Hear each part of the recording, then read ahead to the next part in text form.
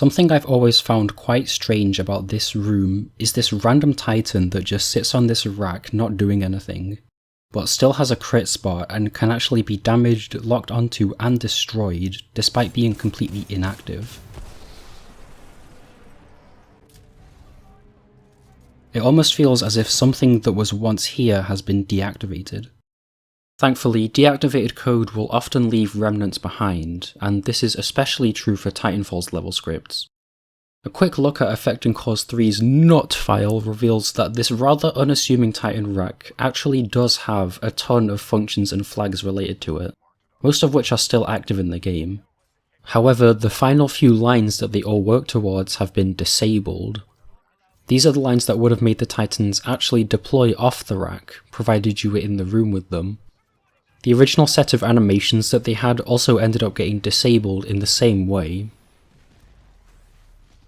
At first, I tried restoring the rack's original behaviour by just uncommenting everything that had been commented out, but this doesn't work because it was being very stubborn with regard to animation. Some animations used together would crash the game in various ways, and some of them would cause the whole thing to just not work. At the same time, we can't just take out all of the animations outright to avoid any issues with them, because that only half works. Doing it this way, the Titans just get instantly deployed as soon as you load in, and then for some reason they will behave as if they are still on the rack, meaning they never target anything and just patrol around endlessly.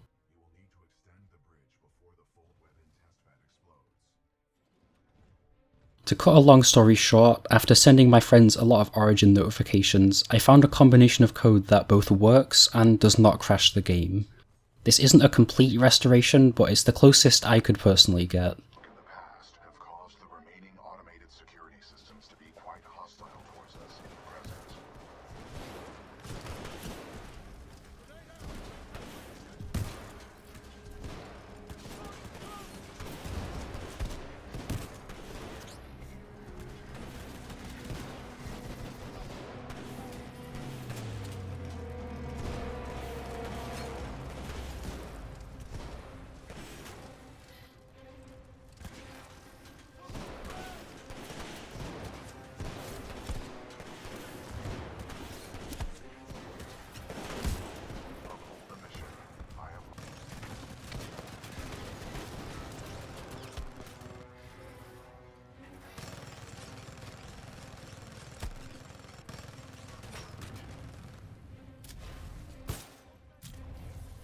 The two Titans that get spawned from this are quirky in a lot of ways. Unlike every other Titan in this room, these two cannot be rodeoed. This is most likely to stop you from rodeoing them while they're still on the rack, but they just never get set to being rodeoable again. Probably for the same reason their names, where it would have said Legion, have been set to empty strings, and you can't see their health. Speaking of health, they both also have absurdly low health. There is a function that specifically sets their health to be different once you enter the room, and for whatever reason the values they used for this are even lower than their health usually is. It seems like the intended gameplay mechanic here was that you were supposed to react quickly enough to the Titan freeing itself to go back in time and then stop it from existing.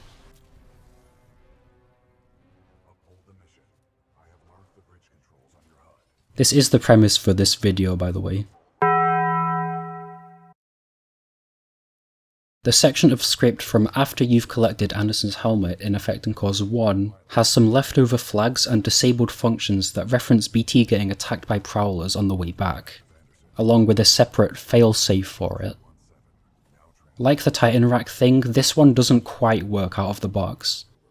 If you just re-enable the function definitions and all the calls to them, the game crashes as soon as you finish picking up the helmet, because the failsafe function tries to reference a flag that doesn't exist at all in the final script. To fix this, you can either disable the failsafe, or manually initialize a new flag called Prowler's Attack BT Finished at the top of the file. After doing either of those, the sequence works again. This one is clearly very unfinished, and can very easily break the helmet prompt afterwards.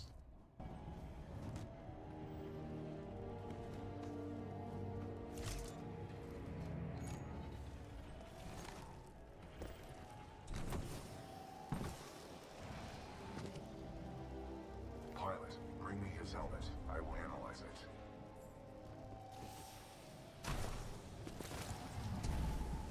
Pilot, if you hand me Anderson's helmet, I will analyze it.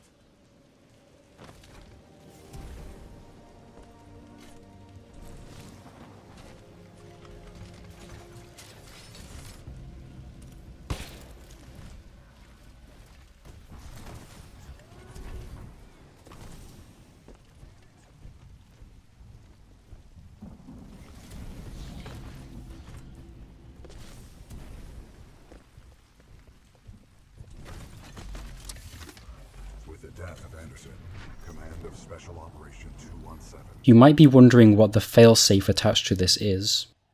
I don't think it works properly in the state it was left in, because as long as it's enabled, the only thing that happens is the helmet prompt never gets activated and it just softlocks you.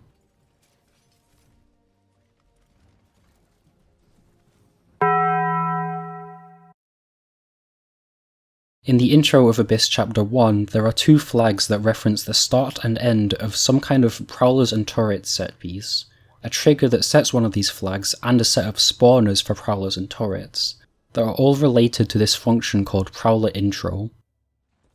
A Prowler Intro thread actually still gets created in the final level, but the problem is that most of its definition has been commented out, and so the two flags just do effectively nothing once they get activated.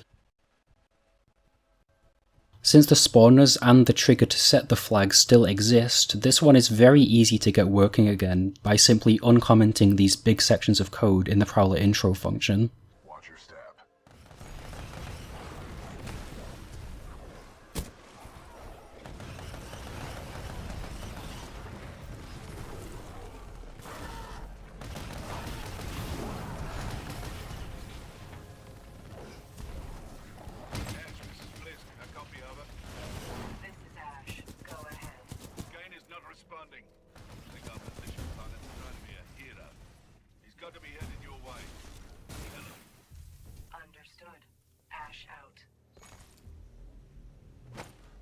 This seems to have been left in a decently finished and working state before it got cut, but the main problem is the fact it'll only work if you disembark before entering the area.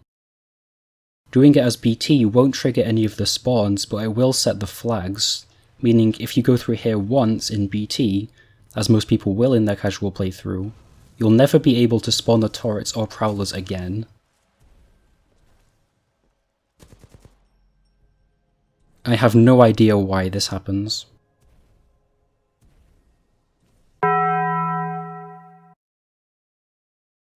The section of code that handles how the Gauntlet glitches out when you call in the tutorial Titan has a lot of experimentation left over and commented out. One of these in particular is a function call where a developer says they wanted to try it without world changes, which I thought sounded a little bit sus. If you saw my useless information video, you might remember the unused Titan platform and sphere skybox on this level, which I theorized might have been meant to be used together at some point. Sure enough, you can restore the world-changing behavior without a hitch by just uncommenting this function call, and when you do, it actually does cause the glitch effect to momentarily take you to the unused platform, while the skybox changes to the giant sphere, which I honestly think looks really cool. Go ahead, Rifleman. Call on your first Titan. Look up in the sky. There he is.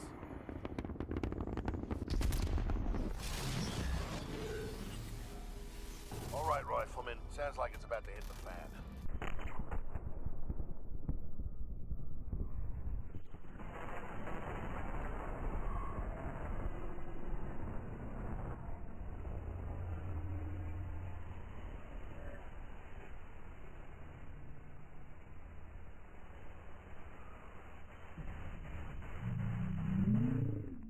Rifleman, sounds like it's about to hit the fan. In addition to the bird swooping thing in the hallway, there is one other deactivated Prowler set piece in the scripts for Effect & Cause 1 that happens on the Skybridge at the end.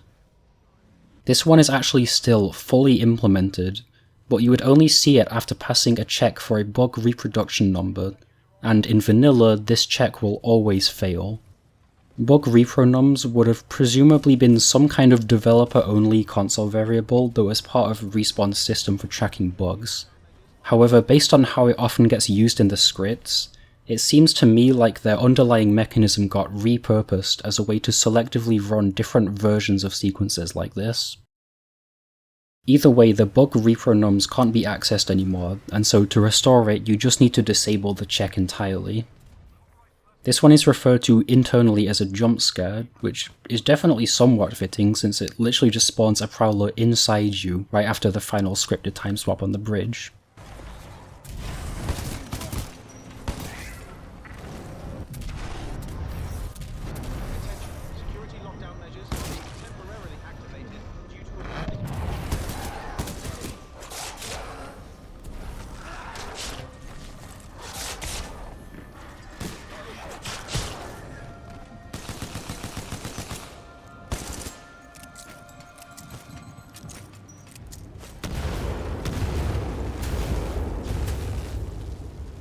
This would have really annoyed speedrunners.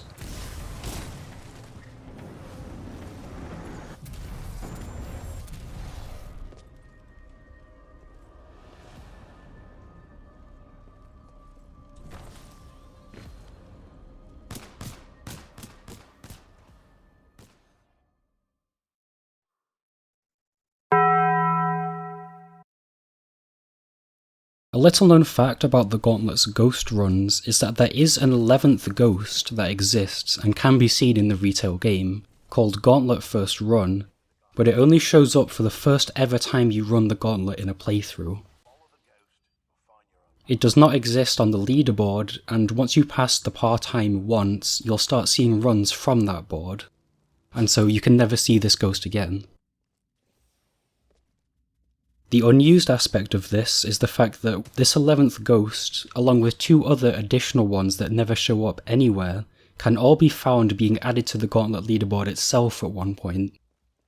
They can each be restored and seen on the board by changing some parameters in this massive block of Gauntlet add ghost calls. The rpack file pointer towards the end lets us see the actual run, and the third parameter along lets us see their names.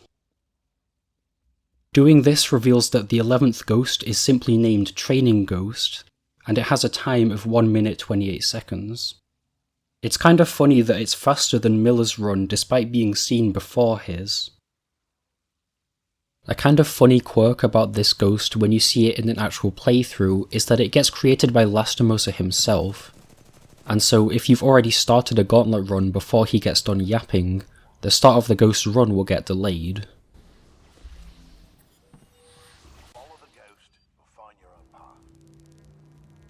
If the run did still have a place on the leaderboard, this theoretically would have led to a bug, where the time that the ghost visually gets could have been mismatched from the one it has on the leaderboard. A second unused ghost is Gauntlet Shall Whip, which, unlike the previous one, does not show up anywhere in the level scripts. It has a time of 34.55, quite similar to Lastimosa's time, and it pretty much is the same route as his run.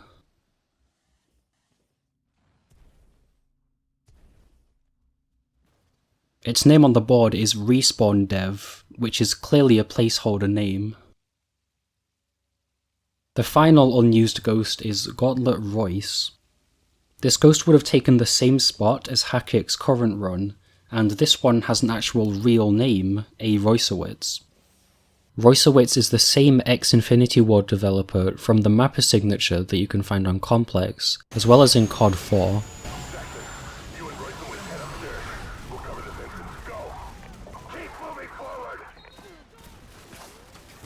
However, the run itself can't be viewed because it doesn't seem to exist, even if we yoink the exact same file pointer from the commented outline where it used to add into the board.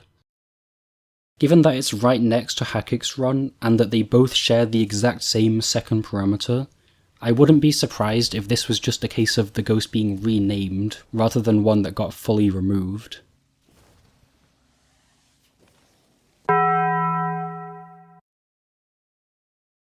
In Affecting Cause 3, the code that handles the arc scanning sequence where it pops up a load of HUD elements has a different version of itself commented out underneath. To get this one working, you need to uncomment it and also move it up to before the final version.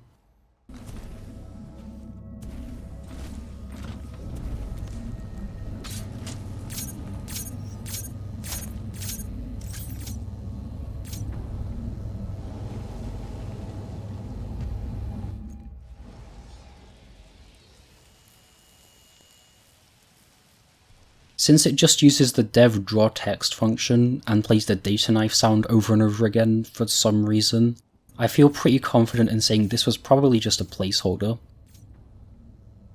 The particular text function that this sequence uses is intended to be developer only, and so the text doesn't show at all unless you put developer1 in the console beforehand, which definitely reinforces this idea.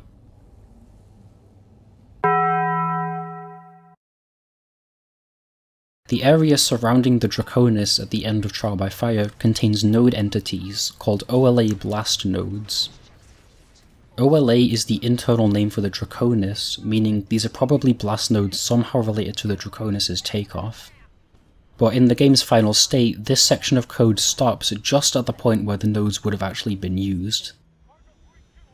I realise this is starting to be a bit of a recurring theme for this video, but the code is so close to being complete that restoring it in-game only requires uncommenting one thread creation named player blasted back.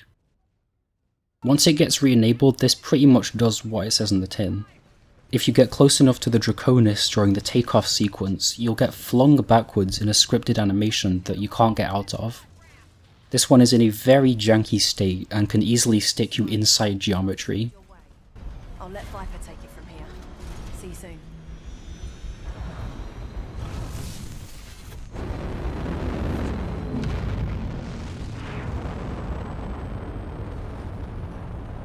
Get to a ship. We're going after him.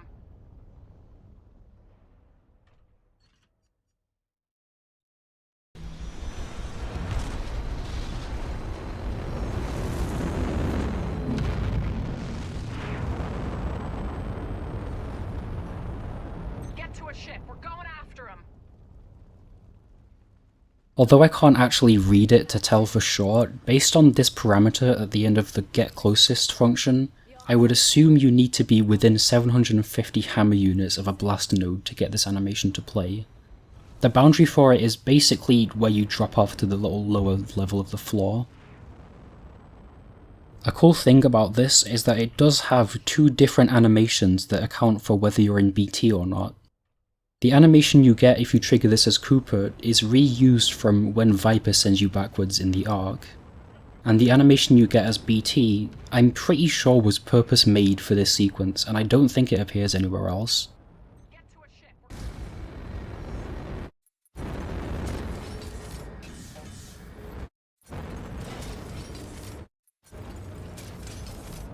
a ship. We're going after him.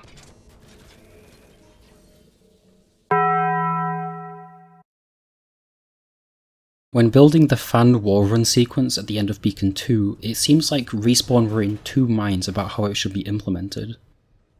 There are two different functions written that can handle this part, one called Sonic Run Player Controlled, which gets used in the final game, and an alternate version called Sonic Run Fully Animated.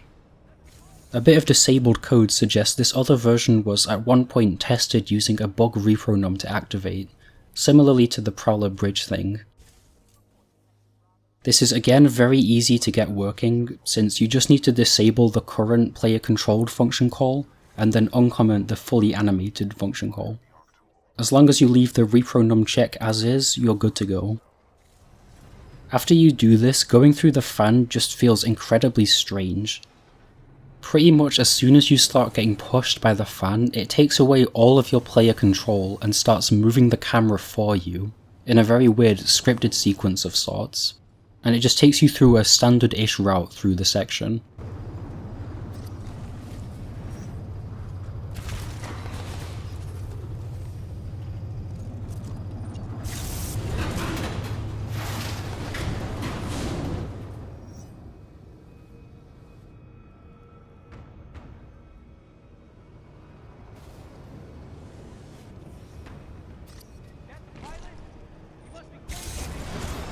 I was excited to see how I could break this one because there are so many funny interactions that can happen with this grate that would throw off the sequence.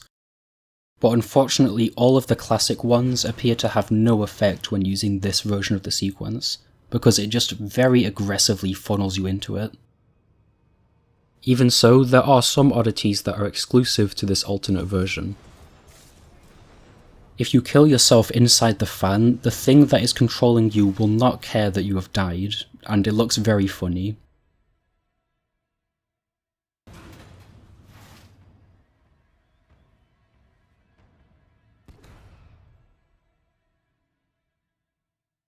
Another funny thing is that it gives you back player control a little bit too early and ends up dropping you off just before the end. If you backtrack at this point, you'll find that the fan itself is not actually pushing you, and you're free to run on this like it's a normal wall, and backtrack through the entire fan if you want to. If you go all the way back to the start, you will be able to see what the raw, unfiltered fan does here in a way that you would not normally be able to. Without any functions intervening at all, this fan will basically act as if you are still in the heatsink puzzle room, and so it actually sends you flying much faster than you would usually see.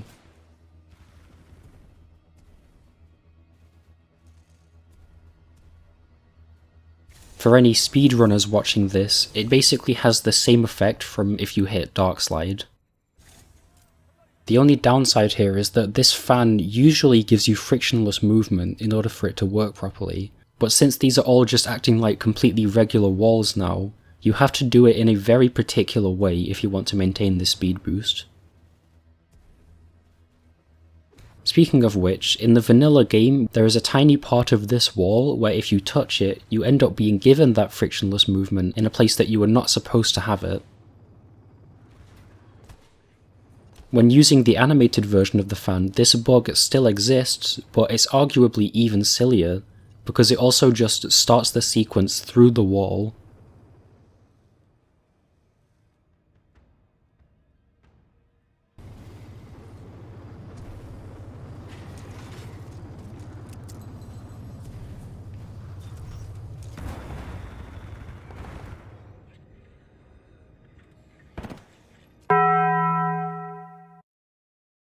In the fold weapon, there are multiple sections of unused script that can be found surrounding the planet explosion at the end, which seem to come together to suggest an alternate variation of it.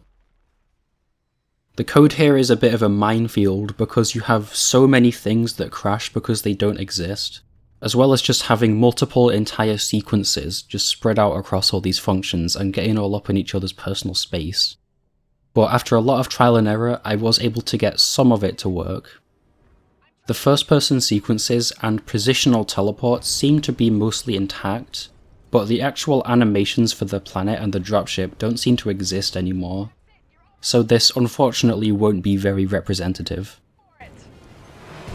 Got a visual!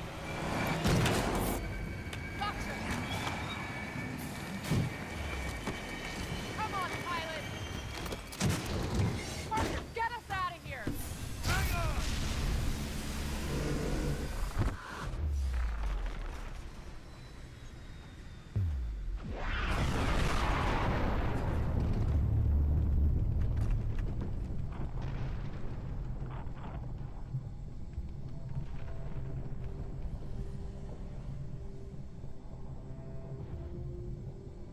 Pilot Cooper.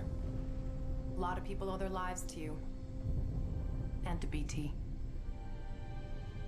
Barker, set a course for Harmony. Take us home. You got it. As I touched on before, I was getting some mixed messages on whether the sections of code were meant to be used together or not, so I did try both, but I'm pretty sure the combination I just showed was the most correct one, since pretty much every other one would just put me in some variation of Brazil.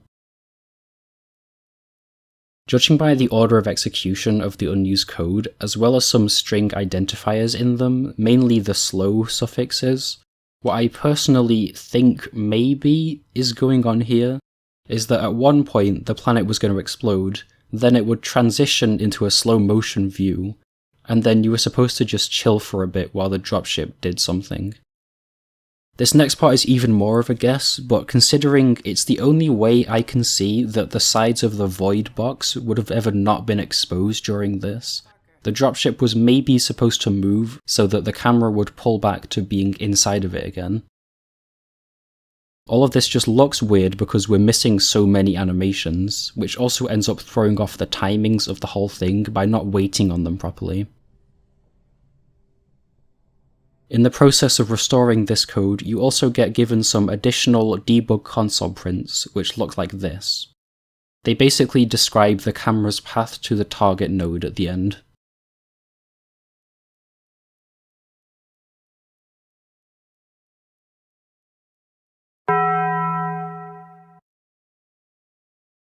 The ARC's deactivated code is quite interesting because so much of it relates to testing and development material, much more than any other level. For example, a function that is still intact and even has a call to it in the final script is one called Malta Widow dev test. You only get prevented from seeing this normally because it's locked down by both an if dev block and a bug repronom. Disabling both of these is almost enough, but the function isn't quite compatible with the final version of the level, and it eventually crashes the game. This crash happens because it tries to remove Sarah's entity, even though she's already been removed by this point.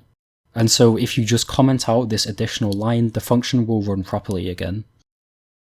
This test sequence causes Sarah's ship to just pop into existence after you finish the last gun cleared, while the 6-4 just sits there and progressively becomes more and more of an abomination. Looks like that's all of them. I've got no hostiles in sight.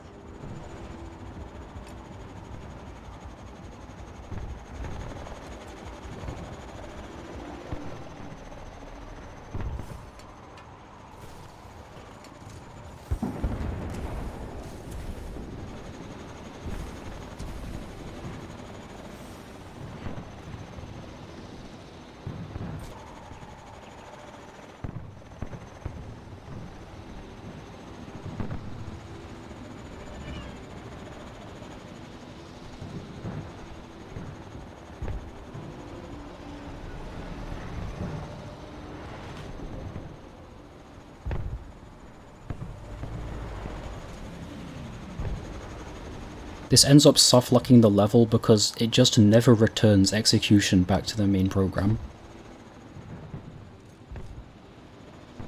There is also an additional element of this in the function definition that's locked down under the same if-dev and bug repronom checks, where it would have run prepare functions on each member of the 6-4.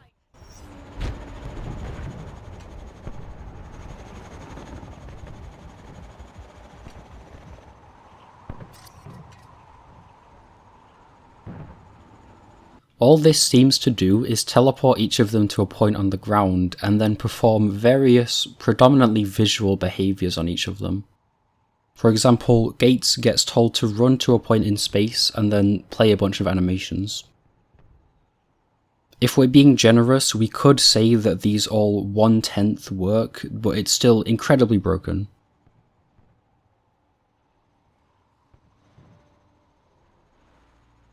One of the important functions this uses is literally marked as deprecated in its name, which I think says plenty.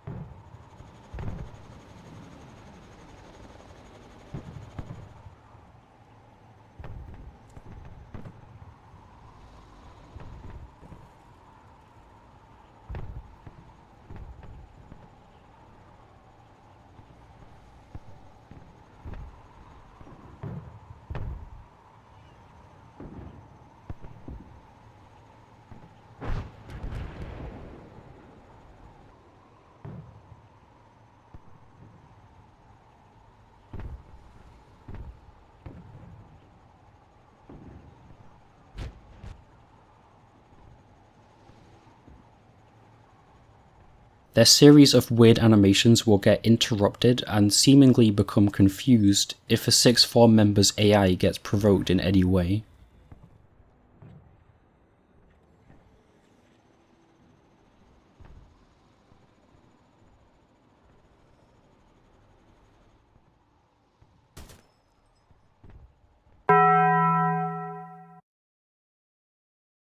Another leftover bit of testing material that I've known existed for a long time but has never been restored to my knowledge are all of the Ark's broken dev start points. To quickly get you up to speed on this, by making some small changes to your launch options and console variables, you can access Respawn's development menu for the campaign. Pretty much the only feature of this menu that still works are a set of start points that let you teleport directly into certain areas in every level. A few of these are quirky because they have some other purpose in development and don't take you into a place in the actual campaign. The Ark notably has a big group of these testing start points, and while some of them are intact, a good chunk of them are broken and hard crash the game when you try to load into them. And to my knowledge, they've never actually been entered before. I'll focus on dropship combat tests to begin with because it sounds cool. Internally, each of these start points has specific code that runs to set them up properly, and the error message in the crash does point to a line within one of these setup functions, more specifically when it tries to run something called save recorded animation. These are seemingly related to a development tool where you would have been able to record some very blocked out 6.4 pilot movements. But the problem is that this function seems to have been entirely lost to time and has no definition anywhere that I could find. The many other things in the scripts related to these developer recordings are also very locked down, so this kind of makes sense. At first, I just commented out every single place where save recorded animation gets called. This is enough to fix one of the start points, but not the one I was trying to fix, named medium horizontal line. It turns out all this start point does is load you into the Ark for about half a second, and then immediately loads you into the fold weapon. So that's nice. The dropship combat test is stopped from hard crashing and does actually load into the map, but it still runs into a script error caused by a different function, getFreeTemplate. GetFreeTemplate is a function that this level sometimes uses when it wants to grab a new ship to do something with. A ship template is referring to a ship struct, essentially a set of information that defines the look and behaviour of a ship. One of the properties within every ship struct is a boolean value simply called free. I don't really know exactly what a ship being free means, but it seemingly means the ship is usable in some way. Our problem is that getFreeTemplate is being called as part of this line, which tries to spawn in a test ship that it grabs from the map's crow templates. However, as the name suggests, the function will only return the first ship it finds where its free property is set to true. Usually this is completely fine, but in the test start point it doesn't work out because there is no ship template on the map that meets this requirement. Since the following line is marked as unreachable, this function will always crash if it doesn't have anything to return, and that's where our crash is coming from. The ideal way to restore this would be to modify this code to return something valid and usable from this function, or to give the test ship the data it needs in some other way, and I actually managed to do this on my first try. I disabled the way this ship struct usually gets declared and replaced it with my own declaration where the ship is just set to be whatever the first element is in the list of crow templates, regardless of whether it was free. And doing it this way does seem to successfully grab some kind of ship that exists and stops the crash. So that's one ship working, but a second ship also gets created in the start point setup and fails to find a free template for a goblin ship. And so ideally we would want to apply the same fix there. Unfortunately, this start point doesn't have any templates at all for this type of ship, free or not. And even though I did try a lot of cool, epic and swag ways of getting around this, I just couldn't find a way to pass it the information it needed. A solution I could go with is to substitute the Goblin ship with another one of the templates for Crow ships, which do seem to exist since we managed to get a hold of one earlier. Upon testing this, however, it turns out that whatever ship I got from doing that is also the only ship on the map in the list of Crow templates.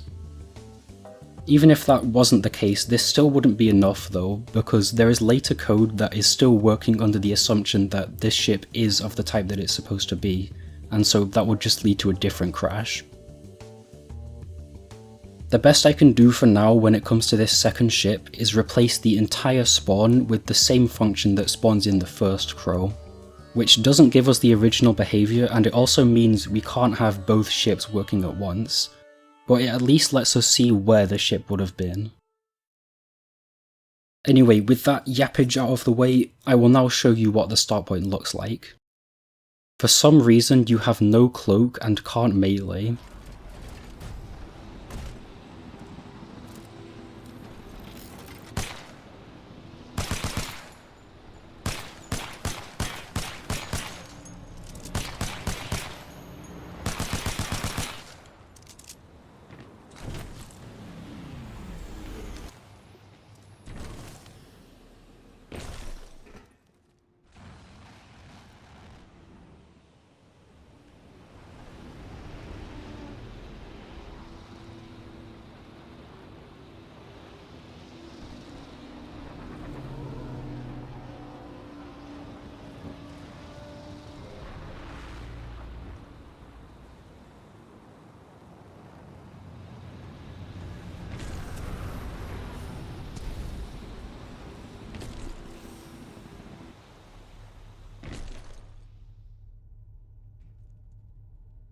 This is what the first test ship I managed to salvage looks like. I don't think it was supposed to use the 6th Force ship, but I'll explain why it does in a bit.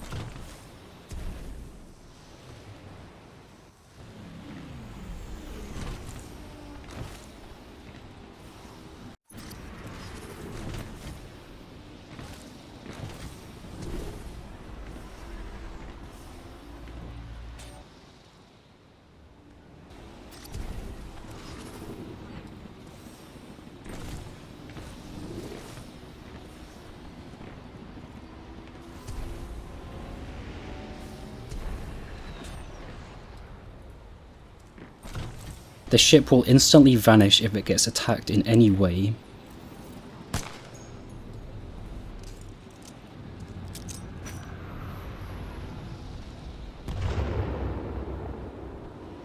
This even applies to weapons that don't actually deal any damage.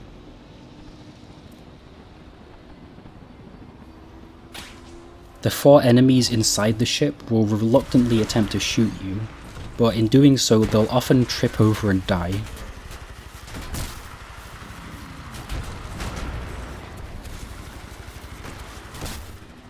To be fair, I'm pretty sure this is just an unintended side effect of this ship being on the wrong team with the setup we're using. It's quite precise to pull off, but if you can take out all 4 grunts individually without hitting the ship, it will hang back and then float off into the distance infinitely.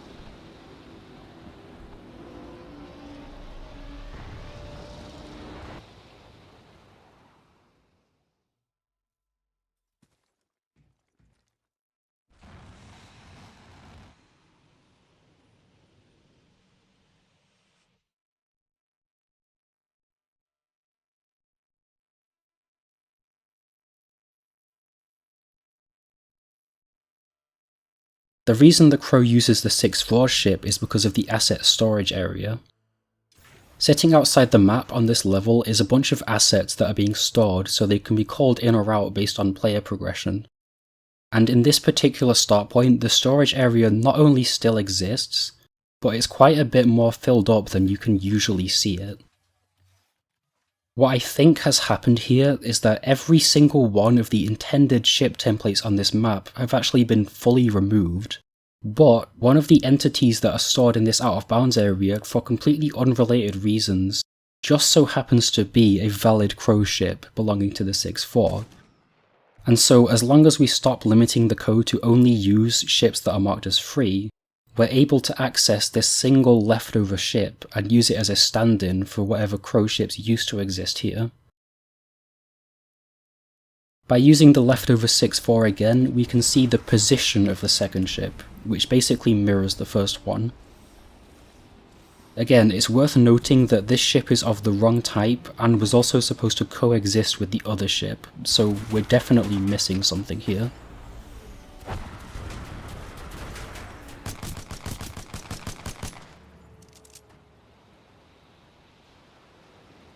Just before we move on, it is worth noting that we can sort of half verify the goblin's behaviour by substituting it with a light goblin ship.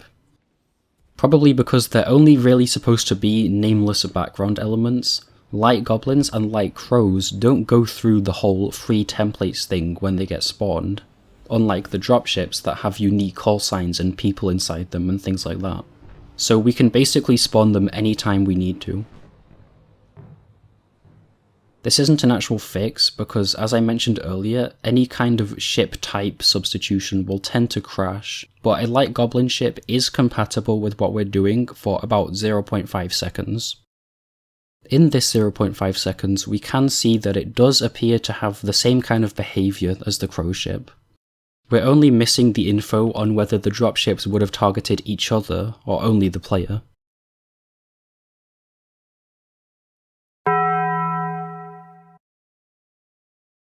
Moving on to a different start point now, the one that sounds second coolest in my opinion is testbed. This one is unique in that it's actually 7 test sequences in one. The testbed main function contains multiple different function calls within itself, all using the test prefix, that seem to have been enabled and disabled at the developer's leisure, making this start point usable for testing many different things, which kind of makes sense given the name. I'll walk through each of the 7 functions that can be found in this start point one by one, since you can't use them together. The test window jump recording setup works out of the box, and it puts you in the 3rd battery gun about to do the war run off Sarah's ship. This one also gives you noticeably lower gravity than normal.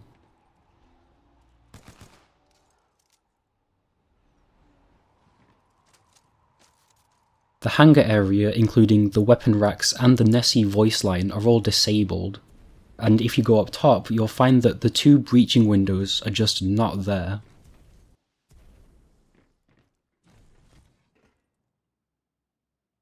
Judging by the name, this was probably meant to be a test for setting up the recording of the 6-4's movements, where they do the war run off Sarah's ship. Test hangar intro doesn't work in its final state, and crashes immediately upon loading in. This crash is caused by an animation being called on an invalid entity, which I'm pretty sure is the 6-4. The game tries to get all of them to start landing in the hangar one by one, but for whatever reason the whole crew just doesn't seem to exist anymore. We can get an idea of the start point by disabling all of the 6-4's behaviour, and after doing this it puts you in the hangar room with a bunch of grunts. The grunts are completely frozen in these weird poses, but are awakened once you disturb them.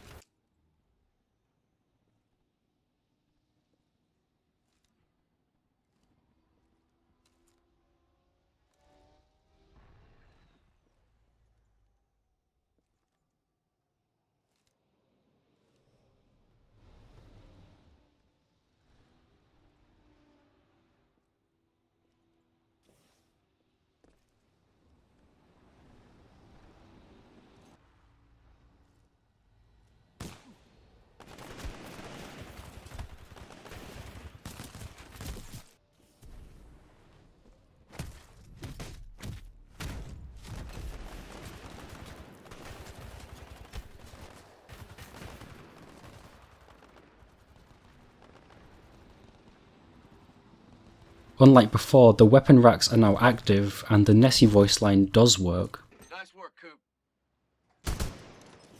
In this function you also get given invincibility. Test hangar fight recording setup also crashes because it runs into the same issues around the 6-4 not existing. It tries and fails to make every 6-4 member do their landings in the hangar again, followed by another function called test repeat hangar anim. Commenting out everything to do with the 6-4 lets us see where it puts you, but I couldn't restore whatever animations were supposed to be getting played here. Judging by the name, it was probably testing the setup for where the 6-4's hangar fight movements would have been recorded, similarly to the ship War Run one.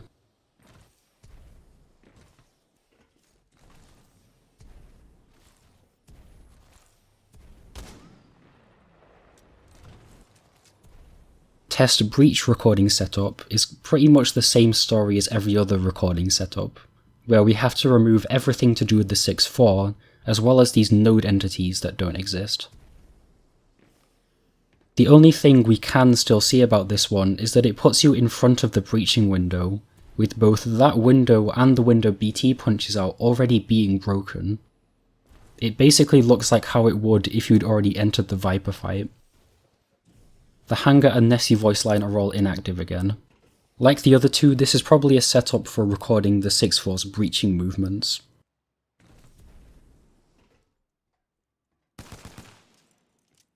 Test bridge recording setup is almost exactly the same as breach recording setup, but I'm pretty sure it was for the movements where the 6-4 move up to the console rather than the breach itself. We need to remove the 6-4 from this one again, but the only different thing they would have done is idling in their positions from when you're doing the ship steer.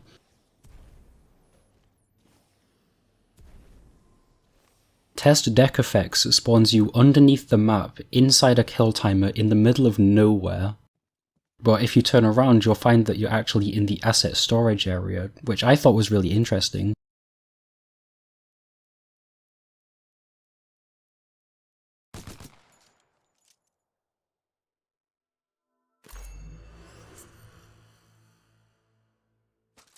If you no-clip back to Civilization, you'll find that the Malta's flappy things exist here, unlike every other test. This is here to test their functionality where they flap up and down during the Viper fight. All of them get flapped up, except a single one that refuses to. Even though it's the exact thing that was being tested, you can't see the actual animations of them doing this because of how it spawns you so far away from them. Finally, test goblin models is the test function that's enabled here by default, and so it's the one you'll see if you don't do any script editing. This one spawns two different goblin ships, one regular and one light, but this crashes the game because it causes the same issue we ran into earlier, with there being no goblin templates on this map. Like I mentioned a while ago in the dropship combat test, the light goblins don't actually need a template to be spawned. This crash is only being caused by the regular goblin. So to get an idea of this one, we can just substitute the regular goblin with a second light goblin. As the name suggests, this function allows the developer to just kind of admire these ship models, I guess.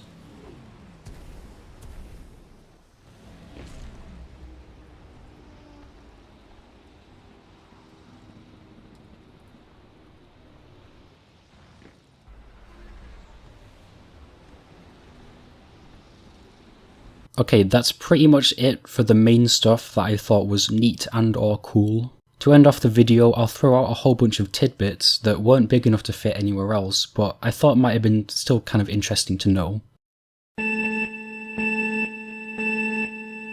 Underneath these stairs in Effect & Cause 1 and 3 is a light blocker that doesn't do anything. In my useless information video, I theorised that this might have been moved up to cover the doorway once you start chapter 3, and upon re-enabling this bit of script, turns out I was right. This would theoretically change how this doorway looks in chapter 3 compared to chapter 1, but I can't tell the difference because there's a big green thing in the way. Abyss 1 has a disabled function definition that causes all these platforms in the Titan arena to slowly move around and rearrange themselves in 20-second intervals. Although funnily enough, this one only gets called in the function that sets up the developer start point for the Titan arena, and so you would only ever see it from loading that start point. You wouldn't be able to see it as a vanilla gamer.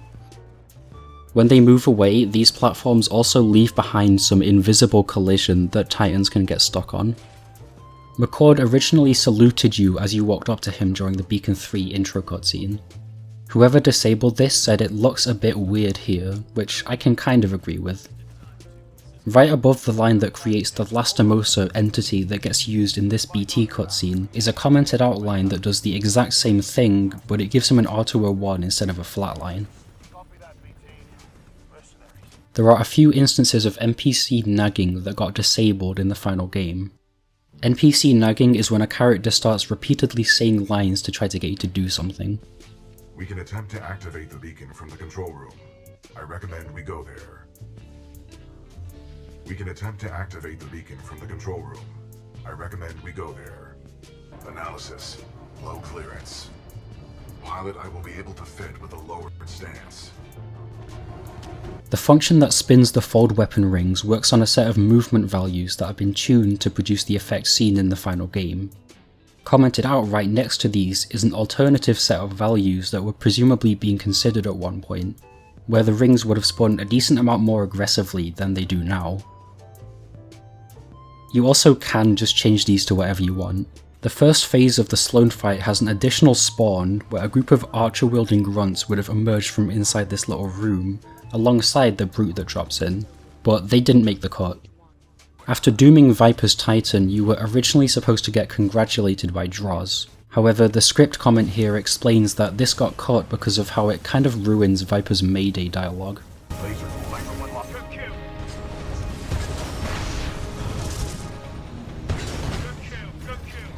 Just before BT sacrifices himself, there is a really quick fade to black that has been disabled, along with the sound of a nuclear eject from multiplayer. Trust me.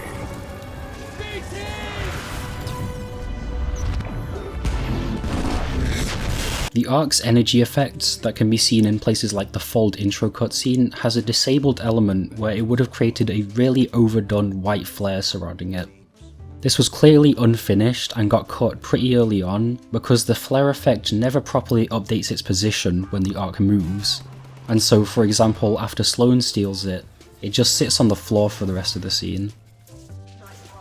It does actually look really nice during the Arc Injector sequence in my opinion, but it causes this weird flashing since it keeps getting blocked by the fold weapon rings. The ship from when you collect the first battery in BT has a disabled dialogue line from Sarah over the little speaker thing that you also need to add your own delay to. This line would have been the first one that gets played, and it basically says the same thing as the current final line but written slightly differently. All hands. The James Talon has been sent to take down IMC research facility on the planet Titan. The fold weapon has a bit of dialogue that still gets registered, but the calls that actually play them have been disabled. Two of them are from the Smart Pistol run. All call signs report. We are heading into enemy territory. Expect heavy fire. This is Pilot Cooper's last known position. All call signs fire at will. Captain, do you have a fix on that signal? I'm picking up a data core, but it's a weak signal. Cooper! Cooper! Damn it! Are you sure you have the coordinates? Boost the signal. I need to get through to them. Three of them are from the ship bombardment section. Mayday! Mayday! This is 445! We're hit! He's stalling! I can't... He's not pulling out of it! I'm in HQ! This is Captain Lou of the PACA! These goblins are tearing us apart! Requesting authorization to divert fire and engage! Denied, PACA. We need everything we've got covering Cooper. The order stands. The Stockton just went dark. Give me a sit rep, now! Captain Landiger of the Rutledge. Stockton took a broadside. It's going down! Another three are from the sequence where Sarah frantically tries to destroy the fold weapon, and they also extend enough to make Sarah's dialogue overlap with Blisk's dialogue, which was probably not intended. Ocular systems. We fired everything at the fold weapon. No effect on target. Ocular killer Fire systems everything restored. we've got at it. My analysis is throw. Nobody got Hostile. any Dial Titan detected. BT, Cooper, our ground teams can't make it there in time. It's You've your got lucky to find day, a way HERE. to destroy the fold Not weapon going from to the kill you. inside. There's no other way. I don't work for free. But you don't get to kill me either. The final one is this small line before the "what are you saying" line. Judging by how redundant it is, this might have been a completely alternate line rather than a sequential one. Say again. Repeat your last. What are you saying? We can blow it up. A bit of deactivated code at the end of Trial by Fire where the Draconis takes off suggests that you would have dropped a prop version of your gun to the floor in defeat, but this code doesn't work. There is a very strange for loop in the intro of Trial by Fire that, when re-enabled, creates 5 copies of the same first-person sequence, and just makes the intro animation a little bit janky. The 6-4 originally said launching ziplines before they deploy onto the Malta. Or coming aboard. Launching zip There's line. still anti-air cannons active on the deck. Also, after the bit of banter where Gates tells Davis to move his ass, Gates would have had an additional line afterwards, where she told everyone to get into a Kinsey formation. I tried looking up what a Kinsey formation is, but I'm pretty sure it's just made up.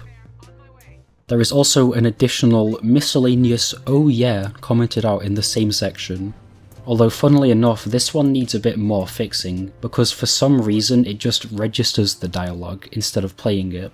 No, wait a sec. Follow me. Yeah, he is. I love this job.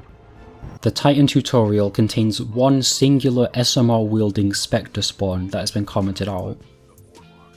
All of Anderson's audio logs have a disabled hologram sustaining sound effect. Editor log 341. The IMC found something alright. It can fold space and time.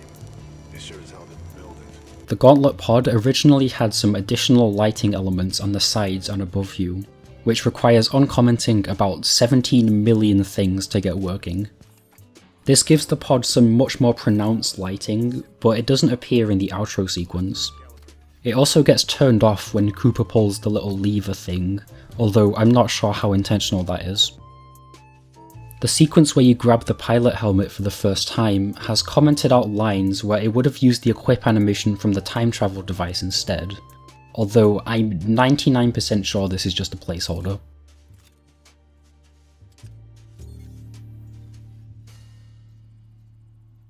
Effect and Cause 3 has a function that does additional frozen world ambience and effects that has been disabled. It would cause a series of shaking and sound effects as you progress through the frozen section that try to draw you to where the arc is a little bit more.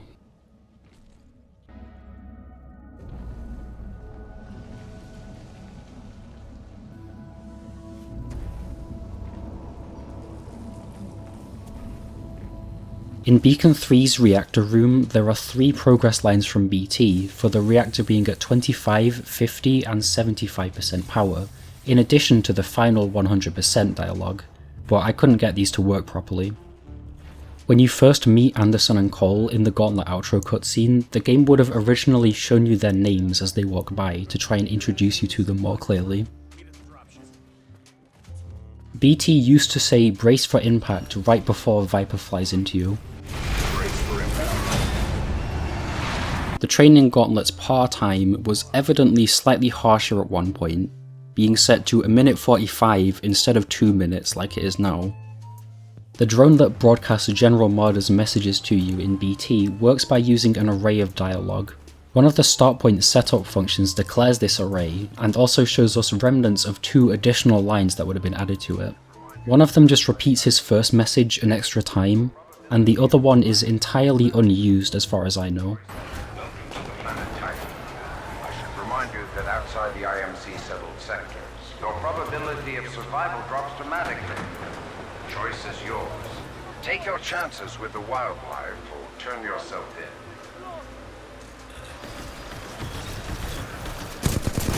After picking up the time travel device and doing the first scripted time swap with it, there is a single commented out line that just plays the sound effect from when you come out of a phase shift as an additional element to the time swap sound, and it honestly sounds kinda cool.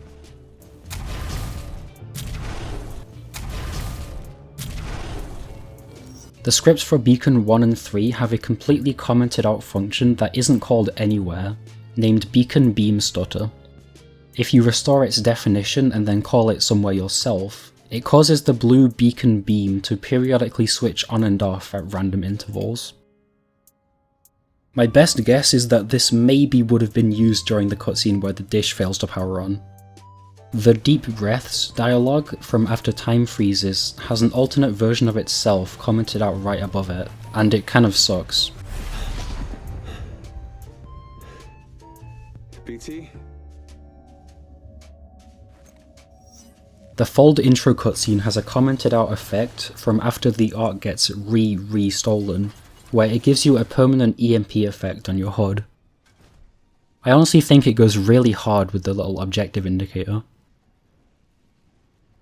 The final hallway on the Ark was supposed to have infinite stumbling animations that would happen on a loop. The comment here says this got disabled because of how it can absolutely decimate the Ark grab sequence, and it was seemingly intended to be brought back once those were fixed, but they evidently never were.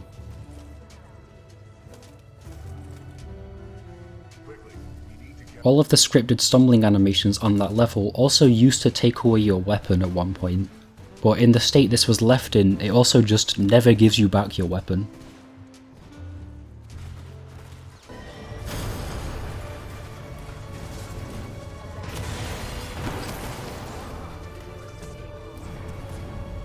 I cannot reach the Ark. Cooper, I need your help.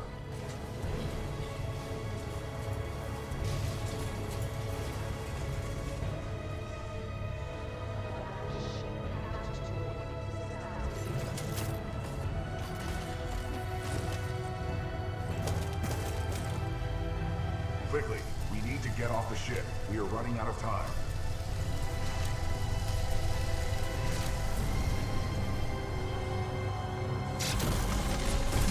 This way, Cooper.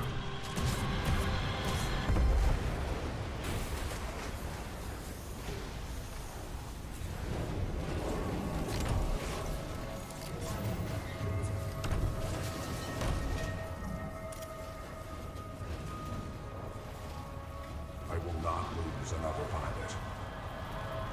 Brace for impact.